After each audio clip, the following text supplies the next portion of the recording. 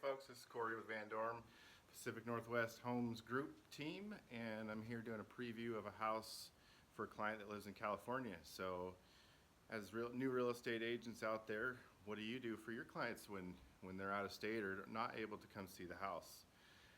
Some good suggestions are to go to the house, do a preview, and take a look at it and let your client know everything that you see and fill them in on all the pertinent information that is necessary, and that way they have a good decision, or a good idea at least, on what to do when it comes to either trying to come and see the house themselves or maybe even buying sight unseen. I mean, I've had some clients that asked me to do a walkthrough with them on FaceTime and buy the house. So those things are possible. Yeah, so I'm just going to do this preview and get that information out.